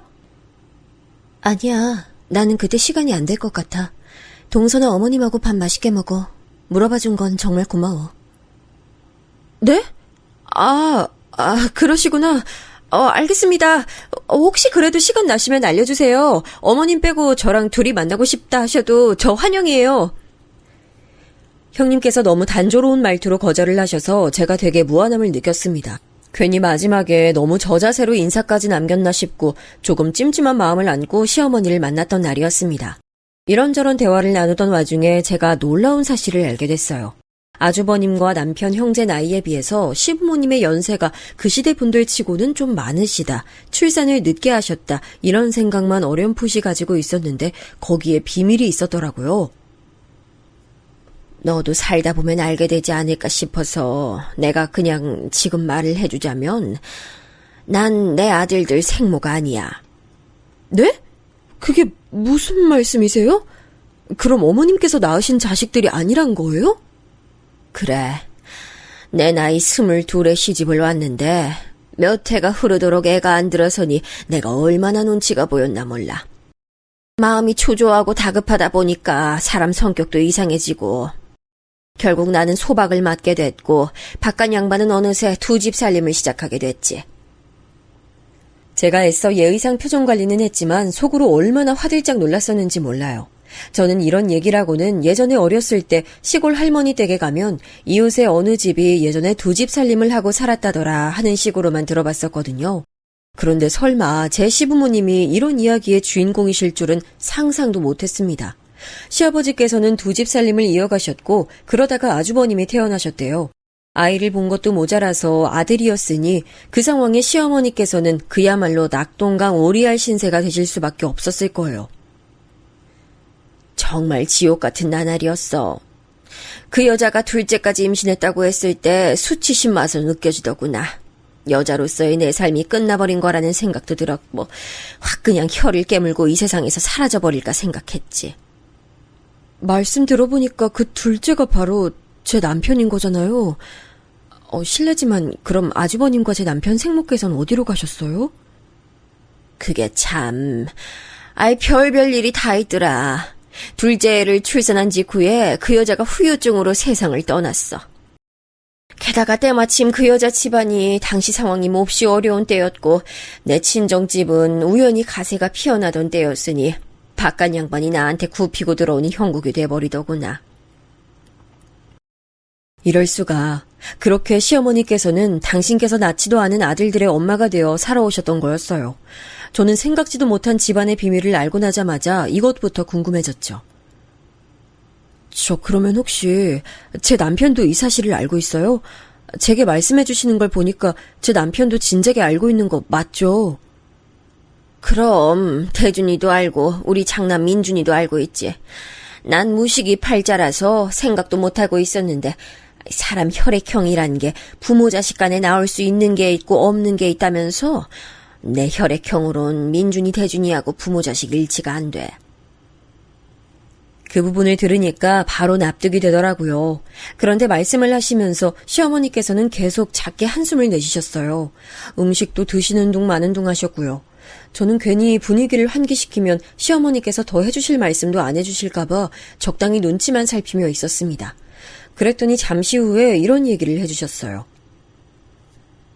민준이는 타고나길 내성적이고 조금 소심한 면이 있는데 동생인 태준이는 원래부터 약간 성미가 거칠고 좀 겉으로 두드러지는 기질이 있었어. 그러니 동생이 형을 이겨먹는 형국이었지. 그러다가 민준이가 사업 말아먹고 빚더미에 앉으니까 태준이가 더 기세가 강해진 것 같다는 게 내 생각이야. 아주버님이 빚더미에 앉아요? 저는 좀 어려웠었다는 것 정도만 들었지 그런 이야기는 못 들었는데요. 혹시 그런 것 때문에 결혼식도 늦게 올리신 거예요? 시어머니께서 고개를 끄덕이셨는데 표정이 그렇게나 착잡해 보일 수가 없었어요.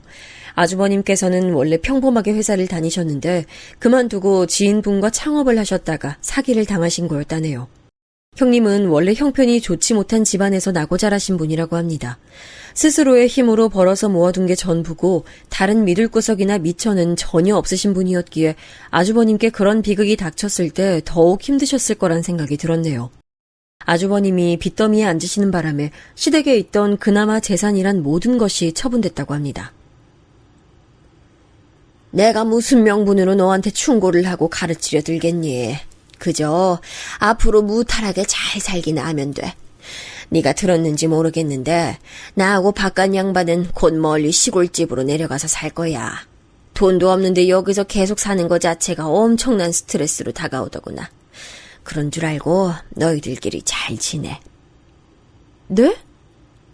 그러시구나. 저는 남편한테 그런 얘기 전혀 못 들었는데요.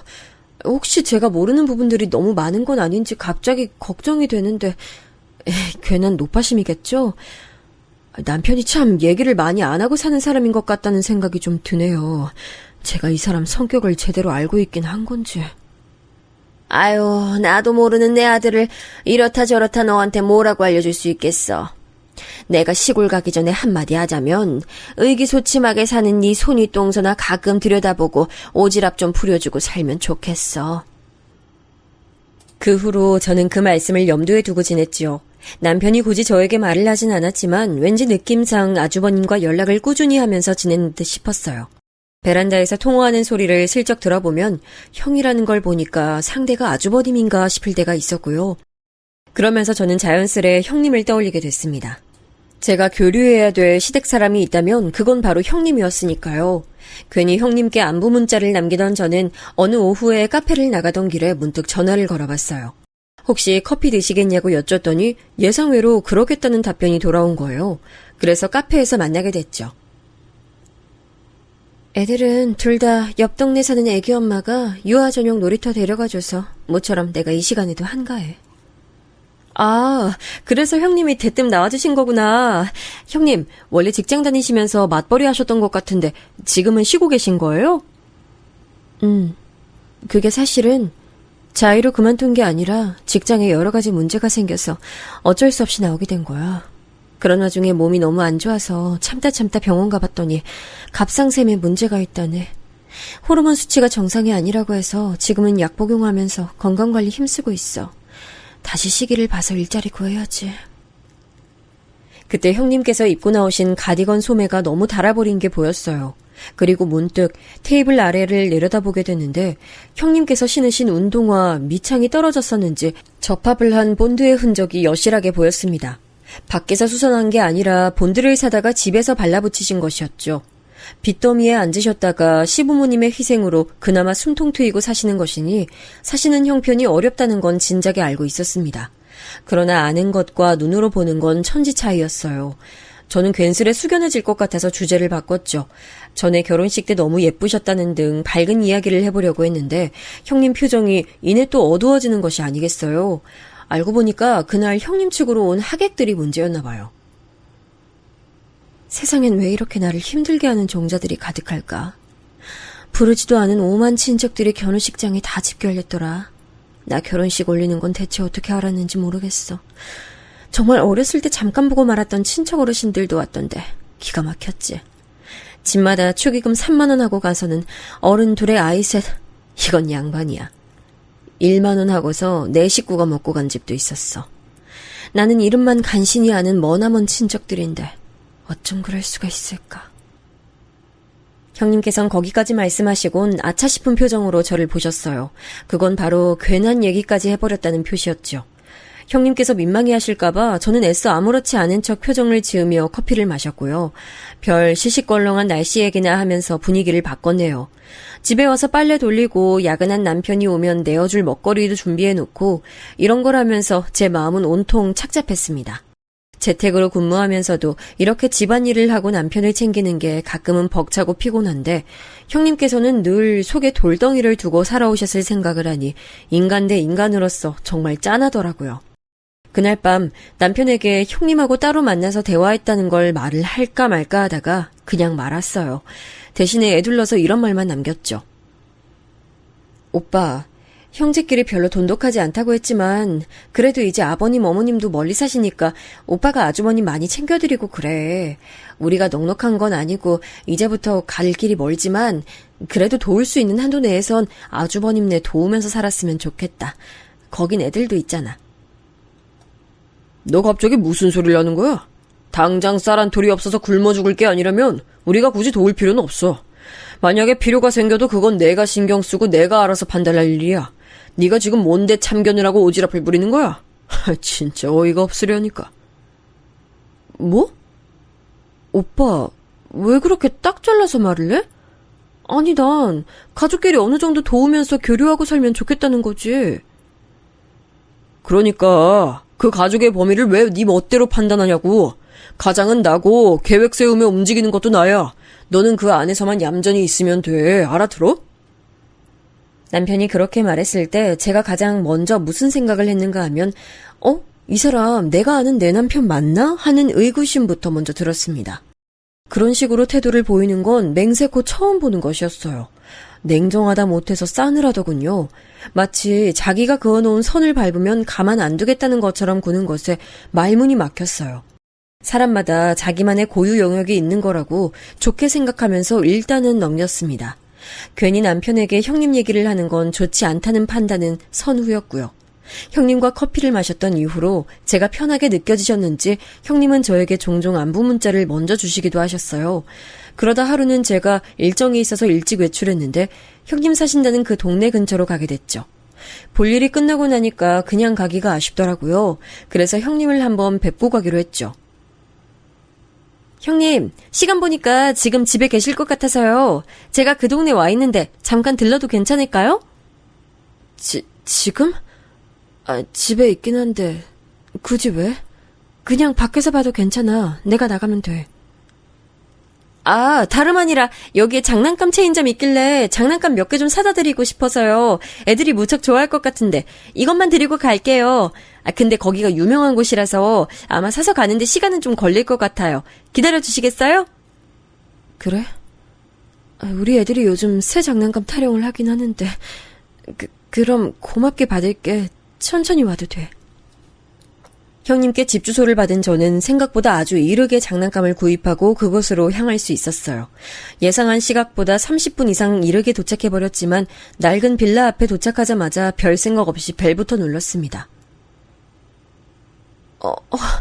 동서 벌써 온 거야? 난 분명히 훨씬 더 걸릴 줄 알았는데. 저도 그럴 줄 알았는데요. 매장에 사람만 많지 결제 대기는 얼마 없더라고요. 바로 구입할 수 있었어요. 아, 여기 앞에 빵집이 보이길래 빵도 좀 사왔어요. 아, 저 근데 혹시 점심 식사하고 계셨어요? 애들 밥 먹는 소리가 들리네요? 저도 모르게 흐뭇한 기분이 들어서 현관 안으로 발을 성큼 들이고 말았어요. 형님께서는 조금 난처한 얼굴로 웃고 계셨는데 제가 그때 그걸 놓친 것이었죠. 한눈에 거실 전경에 들어오는 작은 집, 바닥에 놓인 자그마한 밥상이 제 눈에 들어왔습니다. 애들이 밥을 먹다 말고 제가 들고 있는 빵 봉지와 장난감 쇼핑백을 발견하고는 환하게 웃으면서 일어나 달려왔어요. 근데 저는 아이들이 먹고 있던 그 밥상에서 눈을 뗄 수가 없었습니다. 큰아이가 먹던 건 그냥 맨밥이었고 작은 조카는 물에 만 밥이었어요. 그리고 반찬으론 그 자그마한 밥상을 커 보이게 만드는 종지에 담긴 게 전부로 보였습니다. 검은 빛을 띠는 그 액체가 간장이라는 것을 알아차리는 데는 1초도 걸리지 않았던 것 같네요. 아, 냉장고에 김치랑 멸치랑 이것저것 있는데 애들이 질린다고 잘 안 먹어서 차라리 저렇게 주는 게 밥을 꿀떡꿀떡 잘 넘기더라고. 제 시선을 눈치챈 형님께서 횡설수설하셨는데 귀가 빨개져 있었어요. 저는 낡은 텔레비전, 그에 뒤지지 않게 낡아 보이는 작은 소파, 칠이 벗겨진 방문, 손잡이 이런 것들을 쳐다보다가 아이들의 머리를 가만히 쓰다듬어 줬습니다. 와, 이거 크림빵이다. 이거 내가 진짜 좋아하는 건데. 맨날 먹고 싶은데 못 먹는 건데. 빵을 집어든 아이들은 너무 신나서 어쩔 줄 몰라 했어요. 흔하게 동네 빵집에서도 꽤 저렴한 가격에 접할 수 있는 빵들을 보고도 아이들이 기뻐 날뛰는 모습에 약간 가슴이 먹먹해졌습니다. 입고 있는 실내복만 봐도 신발장에 놓인 운동화만 봐도 아이들이 어떤 수준의 생활을 하는지 알 수 있었어요. 아주버님의 거실 구두는 깨끗하게 관리되어 있긴 했지만 너무 오래된 것이었고요. 형님께서 입고 계셨던 체크 남방은 찢어지고 구멍난 곳을 기운 흔적들을 갖고 있었죠. 저는 왜 그런 게 보였을까요? 아무렇지 않은 척 아이들에게 손을 흔들어주며 나온 저를 형님께서 따라 나오셨어요. 정말 고마워, 동서. 애들이 너무 좋아한다. 그리고 왠지 이렇게 사는 꼴을 내어 보인 게 좀 민망하네. 제가 불쑥 찾아온 건데요, 뭘. 저기 근데 형님, 한 가지만 여쭤봐도 될까요? 응? 그래, 동서 물어봐. 뭐길래 그래? 많이 힘드세요? 사시는 거 괜찮으신지 싶어서요. 그러자 형님께서는 입을 꾹 다무셨는데 곧 눈물이 그렁그렁한 눈을 하시고는 고개만 끄덕이셨습니다. 그 눈물이 떨어지는 걸 보면 안 될 것만 같아서 저는 꾸벅 인사만 하고 돌아섰어요. 빚더미에 올랐을 때 시부모님께서 재산을 탈탈 터신 덕분에 아주버님과 형님은 그나마 숨통 트이고 사실 수 있게 됐다고 했어요. 그렇다면 만약에 지금 현재에서 작은 도움이라도 이뤄진다면 조금 더 숨통 트이고 사실 수 있게 되는 건 아닐까 싶은 생각이 들었습니다. 이상하리만치 제 안에서 형님네를 도와주고 싶다는 생각이 피어올라서 그게 안 꺼지더라고요. 이틀 내내 고민하다가 남편에게 슬쩍 말을 꺼내봤죠. 있잖아, 오빠. 우리가 아주버님네 조금 도와주는 거 어때? 우리도 빠듯하긴 하지만 그거 돈 좀 수중에서 없어진다고 해서 우리 어려워지는 건 아니잖아. 너 미쳤어? 그딴 소린 왜 해? 야, 나는 나만의 계획이라는 게 있는 사람이야. 내가 머릿속에 구상하고 있는 내 가정, 내 완벽한 가족의 모습 이런 게 딱 정해져 있는데 거기에 차질이 생기는 꼴 나 못 봐. 그런 걸로 돈이 새 나가면 용납 못할 거니까 그런 줄 알아. 단칼에 딱 자르고 보는 남편의 태도에 저는 의아함과 서운함을 동시에 느꼈습니다. 만약 제가 남편과 불같은 연애를 해서 뜨거운 사랑으로 한 결혼이었다면 이때 느꼈던 감정은 달랐을지도 모르겠습니다. 하지만 저는 너는 너의 가치관이 있고 나는 나의 가치관이 있다는 생각을 품었던 것 같아요. 남편이 굳이 그렇게 해야 한다고 말을 하는 것에 제가 무조건 따를 필요까진 못 느꼈다는 거죠. 이 상황에서 사실 정답이라는 건 없었습니다. 다만 제 마음이 가는 대로 질러버리느냐 마느냐의 기로일 뿐이었죠. 저는 이 개운치 않은 마음을 안고 지낼 자신이 없어서 제 수중의 돈을 확인해 보게 됐어요.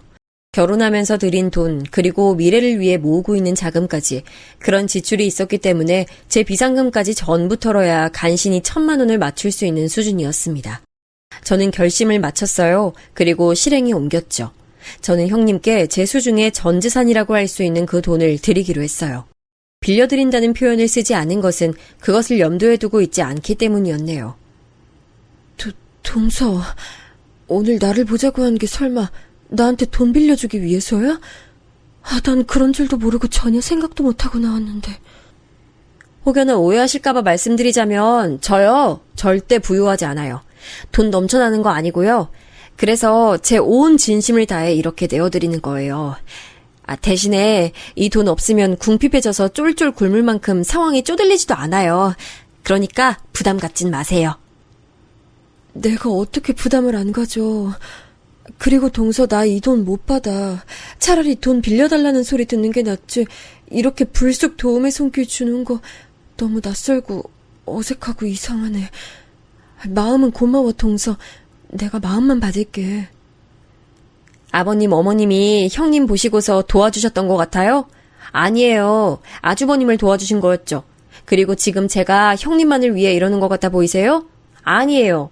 애들이 지금보다 낫게 더 잘 지냈으면 하는 마음으로 이러는 거예요. 형님, 받아주세요. 제가 어려운 결심했는데 제 이런 마음 외면하지 말아주세요. 카페의 가장 구석자리, 형님께서는 손으로 입을 틀어막고 장시간 소리 없는 오열을 하셨습니다. 저 또한 눈시울이 붉어져서 울음 참아내느라 계속 헛기침했네요. 연신 고맙다는 말씀만 하셔서 제가 민망해질 즈음이었는데 갑자기 형님께서 눈빛을 바꾸시며 저를 쳐다보셨어요. 동서, 난 이렇게 큰 도움을 받을 줄 모르고 이 자리 나온 건데, 나 사실은 동서한테 이걸 알려줘야 할지 말지 계속 고민이었어. 근데 동서가 이렇게 날 도와주는 걸 보니까 내가 나서지 않을 수가 없네. 나보고 그랬었지. 사는 거 괜찮냐고. 나도 동서한테 물어볼게. 사방님과 하는 결혼 생활 행복해? 아직 아이도 없는데 부부 사이는 괜찮고? 네? 그냥 뭐 그럭저럭 잘 살죠. 이번 달까진 남편이 계속 바쁠 예정이라 지금까진 신혼부부답지 않게 살았고요. 앞으로가 관건이죠. 노력하면서 잘 살아보려고요. 근데 그건 왜 물어보세요? 내가 혹시나 싶어서 이렇게 찍어둔 게 있어. 100마디 말보다 한 번 보여주는 게 나을 것 같네. 동서, 이것 좀 잠깐 봐줄래? 어느새 눈물을 다 닦아낸 형님께서는 굉장히 초조해 보이는 얼굴로 본인 휴대폰을 꺼내 드셨어요. 그때부터 싸한 예감이 들었습니다.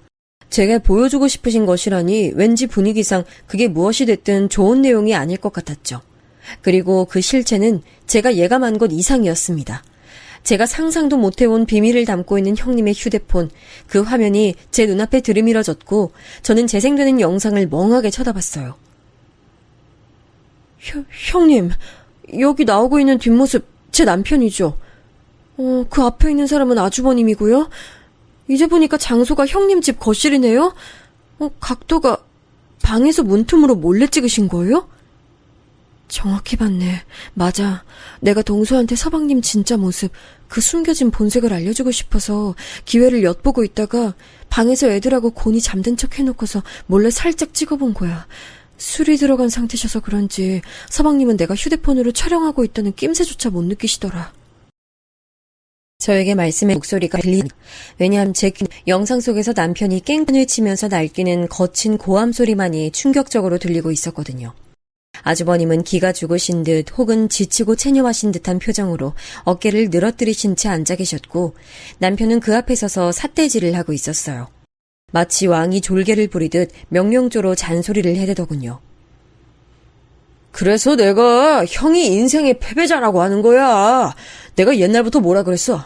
주둥이만 번지르르하게 터는 종자들 그거 다 죄다 사기꾼이니까 믿지 말라고 했지. 내 말 안 들으니까 결국 상이당해서 빈털털이 된 거잖아. 내 말 안 들으면 망하는 거라고 내가 수도 없이 말했어 안 했어. 내가 긴 말 안 한다. 쓸모없는 패급인 처자식 떼어내고 새 출발부터 해. 너 임마 패급이라니. 아무리 그래도 너 어떻게 그런 표현을 하냐. 네 형수님이고 네 조카들이야. 이거 봐라 또. 내가 완벽하게 앞을 내다보고 조언을 해주는데도 잡소리를 나불대네. 지금 날 무시하겠다는 거야? 감히? 별 쓸모도 없이 자기 발목만 잡는 처자식 달고 있다고. 꼴의 가장이라고 지금 나한테 그거 앞세워서 대들기라도 하는 건가 봐. 남은 인생 평탄하게 살고 싶으면 내가 하라는 대로 따르라고. 망할 형순지 뭔지 아는 여자부터 치워버려! 남편이 걸걸한 목소리로 외치는 것에 저는 그만 손으로 입을 틀어막고 말았어요. 그렇지 않으면 비명이 터져 나올 것만 같았거든요. 영상 속에서 남편은 뭐가 그렇게 격양된 것인지 거실 소파를 마치 샌드백처럼 주먹으로 거세게 때리기도 했으며 낄낄거리는 웃음소리와 함께 발로 걷어차기도 했습니다. 좋은 제품일리 만무한 작은 소파는 그 충격에 마구 찌그러지고 흔들거렸죠. 이럴 수가. 저는 그 집의 낡은 소파를 보며 아이들이 너무 거칠게 노는구나라고 생각만 하고 말았을 뿐이었는데 이런 비밀이 숨겨져 있을 줄은 몰랐습니다. 상상도 못한 남편의 면모에 제 손이 덜덜 떨렸어요.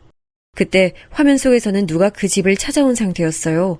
이웃집에서 하도 남편이 시끄러워 항의를 온 것이었죠. 아주버님께서 나가보셨는데 그 순간 갑자기 남편이 거실 구석에 놓여있던 아이들 장난감 수납통을 집어들더니 현관 쪽으로 뛰어갔습니다. 야, 이 새끼야. 집에서 마음껏 소리도 못 내고 대화도 못하냐? 뭐? 시끄럽다고 찾아와? 이리 와. 내가 이걸로 네 고막 파열시켜줄 테니까. 그러면 이제 소리 못 들으니까 시끄럽다는 항의도 못하겠지? 남편의 커다란 목소리가 들려온 순간 온몸에 소름이 끼쳤습니다. 저런 인간이 제 남편이라는 게 믿어지지가 않았어요. 아주버님께서 필사적으로 남편을 말렸고 겁에 질렸는지 항의를 놓은 이웃은 사라진 뒤였습니다. 이윽고 형님께서 소리가 안 나게 방문을 닫으시며 촬영을 종료하는 것으로 영상이 끝이 났어요. 저는 멍하게 맞은편의 형님을 쳐다봤죠. 형님, 제가 뭘 본 거예요? 네? 저 그동안 제 남편이 형보다 드센 동생이라는 것 정도만 생각하고 있었는데 이 정도일 줄은 몰랐어요. 이게 대체 어떻게 된 일인지 모르겠어요. 애들 아빠가 사기당하고 빚더미에 올랐던 그날 이후로 정말 많이 힘들어했고 정신과 약까지 복용할 정도였어. 서방님께서 그런 애들 아빠를 무섭게 몰아붙이시면서 늘 본인 사상, 계획 같은 걸 강요해 두셨고 애들 아빠는 더더욱 힘들어하게 됐지. 저는 갑자기 아주 일면이나마 맛보았던 남편의 자기 계획을 딱 강요하는 그런 모습이 떠올랐습니다. 그건 의외의 면모였던 게 아니라 남편의 숨겨진 본성이었던 것입니다. 서방님은 너무 무서운 사람이야. 형제가 어머님의 친자식들이 아닌 건 동서도 알지? 그걸 아신 이후로 서방님은 자꾸만 애들 아빠한테 우리 둘이 한편인 거고 대장은 나다 이런 식으로 굴어오셨다고 해. 서방님은 본인의 출생에 굉장히 콤플렉스가 있으신 분이야. 그래서 자기 계획이나 생각대로 하는 것에 무척 집착하시고 자기만의 완벽한 가정을 꾸리는 것에도 많은 생각이 있으셔. 분명 아이가 생기고 나면 서방님은 동서에게 본성을 드러내면서 억압하려고 들 거야. 저는 영상 속에서 보았던 남편의 그 충격적인 모습이 자꾸만 아른거렸어요. 제가 도저히 정신을 못 차리고 있자 형님께서는 제 손을 꼭 붙잡아 주셨습니다. 동서, 아이 생기기 전에 도망쳐. 나는 서방님에게 세뇌당하듯 지내온 애들 아빠를 설득했고 사실 그래서 우린 이사 계획이 있어. 친정 부모님이 혼자 사시는 외숙모 댁으로 들어가 사시기로 했거든. 그렇게 되면 우리 식구가 친정 부모님 댁으로 들어가서 살 생각이야. 그래서 내가 지금 여기서 굳이 일자리를 안 구하고 있던 거였어. 곧 떠날 거니까. 거기까지 들으니 머릿속이 조금 정리가 되더라고요. 남편은 경계해야 마땅할 본성을 가진 인물이었고 그걸 피해서 형님께서는 식구들과 함께 이사를 계획하신 상태였어요. 그렇다면 저도 해야 할 일은 정해져 있는 셈이었죠. 정말 신기하고 다행이었던 점은 제 안에서 남편과 계속 같이 산다는 선택지가 없던 거였어요. 제 남편이란 인물에 대한 공포와 저에 대한 걱정으로 흔들리는 형님의 눈빛을 보며 바로 다짐했습니다. 남편의 곁을 떠나기로요. 형님, 저 남편 사랑해서 결혼한 거예요. 하지만 일생의 사랑이라 여겼던 건 아니에요. 이런 걸 보고도 형님의 진심 어린 얼굴 보고도 어리석게 남편 택하는 실수는 저지르지 않을게요. 동서, 정말 다행이다. 나는 혹시나 동서가 나를 비난하고 원망하고 믿어주지 않을까봐 걱정이었거든. 이사갈 곳은 생겼지만 새로운 일상을 보내야 한다는 게 너무나 막막했는데 동서가 이렇듯 큰 돈을 내줘서 용기가 생겼어. 정말 후회 없이 최선 다하면서 잘 살아볼 거야. 다시 한번 고마워, 동서. 형님과 손을 꼭 맞잡고 있던 그 순간 사실 저는 이렇게 말씀드리고 싶었어요. 미친놈한테 잘못 저당 잡혀서 인생이 시궁창으로 빠질 뻔했는데 그걸 면하게 됐으니 1,000,000원은 아주 싸게 먹힌 금액이라고 말이죠. 하지만 남편이란 마수에게서 벗어나기 전까지 안심할 수 없으니 긴장을 늦추지 않았습니다. 남편은 이중적인 사람이었기 때문에 제가 섣불리 나서서 이 면모를 떠보려고 하거나 이혼 의사를 어설프게 밝혔다가는 역풍을 맞을 것 같았어요. 이혼을 안 해준다고 하면 끝이었으니까요. 그래서 저는 가장 단순한 방법을 쓰기로 했어요. 남편처럼 속이 뒤틀린 작자에게나 먹힐 수단이었죠. 그건 바로 불륜이었습니다. 너 아까 집 앞에서 함께 있던 놈은 뭐야? 너 설마 바람 피우는 거야? 오빠, 그게 무슨 소리야? 그 남자랑은 그저 좋은 사이일 뿐 바람까진 아니야. 그게 바람이지? 너 이제 보니까 지난번에도 밤에 베란다 나가서 전화하던데 상대가 남자더라. 그건 또 뭐였어? 아, 그거 다른 남잔데? 근데 그 남자하고도 친한 관계지. 바람까진 아니야. 저는 이런 식으로 위장 불륜을 반복했어요. 그러자 남편은 개거품을 물면서 발작했죠. 왜냐고요? 본인이 구상하고 있는 완벽한 가정에 바람기 가득한 아내는 걸맞지 않았으니까요. 저는 남자들이 있는 것은 사실이나 바람까지는 아니라는 듣는 입장에서는 환장할 법한 입장을 고수했고요. 이런 잭에서 위자료를 뜯어낼 방법이 남편에겐 없었습니다. 결국 정확히 재산을 반반 가르는 합의 이혼에 도달했죠. 감히 흠이 가득한 정신머리로 나를 속이고 결혼해? 너 같은 여자에게 속은 게 분해서 미쳐버릴 것 같아. 내 비위를 거스르는 존재를 난 결코 용납할 수가 없어. 난 앞으로 새 가정 꾸려서 잘 살 테니까 넌 어디 가서 남자들하고 놀다가 폐가 망신 당하길 빌게. 와, 오빠가 이렇게 막말할 수 있는 사람이었구나. 이런 본색을 가감없이 드러내줘서 고마워. 덕분에 미련 한 톨 남지 않을 수 있게 됐어. 제가 홀가분하게 손을 흔들자 전 남편이 된 그 작자는 뭔가 깨름직하다는 기색으로 저를 바라보고 있었죠. 진짜 저런 작자와 아이를 낳고 그대로 살아갔을 생각을 하면 모골이 송연합니다. 그 이후로 저는 형님하고만 종종 연락을 하며 지냈어요. 그러다가 어느 날 조금 걱정스러운 내용의 연락을 받았는데요. 동서, 아무래도 애들 아빠가 내일 서방님 만나려는 것 같아. 갑자기 저녁 약속이 잡혔다고 하는데 내 얼굴 쳐다보지 못하고 말을 하더라고. 게다가 뭔가 불안한 눈빛을 하고 있었는데 그거 애들 아빠가 한창 정신적으로 가장 힘들었을 때 자주 그런 눈빛을 보였거든. 그 인간이 아주버님한테 가서 또 왕노릇이나 하고 훈계하고 막말하는 걸로 스트레스 풀려는 거 아닐까요? 형님, 내일 아주버님이 어느 장소로 가시나 슬쩍 떠보세요. 관심 없는 척 물어보시면 알려주실 수도 있잖아요. 그렇게 형님은 장소를 알아냈는데 저도 출동해서 형님하고 거기로 갔습니다. 호프집이 없고 구석자리에 아주버님과 제 남편이 보이더군요. 역시나 형님과 저의 짐작대로였어요. 전 남편인 그 인간이 아주버님을 향해 벌개진 얼굴로 연신 삿대질을 날리고 있었습니다. 한숨을 푹 내쉬는 아주버님을 본 순간 저와 형님이 가까이 다가갔어요. 여보, 나한텐 예전 직장 동료를 만난다느니 하는 식으로 돌려대놓고 지금 뭐하고 있어요? 당장 일어나요. 내가 서방님이랑 상종하지 말라고 했잖아요. 당신이 여긴 어떻게? 정말 미안해. 자꾸만 연락이 오는데 도저히 계속 피하기가 마음이 캥겨서 그랬어. 전 남편은 안이 꼽다는 듯 형님을 바라보다가 저를 발견하고서 소스라치게 놀랐습니다. 저는 피식 웃어줬어요. 꼴 사납고 추하다 정말. 내가 한때 이런 놈하고 연애하고 결혼했다는 게 내 인생 수치야. 정신적으로 어딘가 뒤틀린 사람은 정상이 되기가 힘든 건가 봐? 여전히 막무가내로 천박하네. 너 지금 뭐야? 네가 왜 여기서 나와? 잠깐, 너 혹시 형수랑 한패야? 그래서 나하고 이혼하려고 수라도 썼던 거야? 그걸 지금 알았니? 눈치가 느려 터져줘서 고마워. 덕분에 이혼 깔끔하게 할 수 있어서 너무 좋았어. 네가 보통 음침하고 추잡스러운 놈이 아니길래 얼른 이혼해야겠다 싶더라고. 너 이제 어떡할래? 내가 네 본색 다 알고 있는데 건너 지인들한테 쫙 다 소문내면 너는 새 장가 드는 건 물론이고 사회생활도 지장 생기지 않을까? 아, 근데 혹시 모르지? 네가 지금 입 닥치고 당장 꺼져주면 내 입이 무거워질지. 당혹감에 물든 전 남편의 면상 정말이지 볼만하더군요. 비록 장거리 연애로 결혼하긴 했지만 엄연히 부부였고 결혼식장에 온 각자의 지인들이 있었는데 연결고리가 당연히 남아있었거든요. 그리고 저는 전 남편의 약점을 잡고 있는 셈이나 다름없었습니다. 물론 전 남편이 정신적으로 너무 독특한 인간이었기 때문에 갑자기 수틀리면 제게 보복이라도 할까봐 섣불리 입을 놀리고 다닐 용의는 없었지만 그런 속마음을 내비추진 않았죠. 전 남편이 아주버님을 더 이상 괴롭히지 못할 정도로라면 좋겠으니까요. 내가 다른 선약이 있었던 게 지금 갑자기 생각나서 가는 거야. 절대 네 가짜는 말에 굴복해서 가는 거 아니니까 그런 줄 알고. 그리고 너 혹시라도 주변에 내 얘기 이상하게 하면 진짜 가만 안 둔다. 그렇게 외치면서 그야말로 줄행랑을 치더라고요. 남겨진 저희 세 사람의 어안이 벙벙해질 정도로 초라한 퇴장이었네요. 아주버님은 면목이 없다는 듯 고개를 떨구셨지만 그 옆에서 형님이 따스하게 위로해 주셨어요. 이렇게 계속 단단해지면서 앞으로 나아가는 것이었죠. 그 변화의 한 지점을 보게 돼서 미력한 도움이나마 된 것 같아 기분이 좋았네요.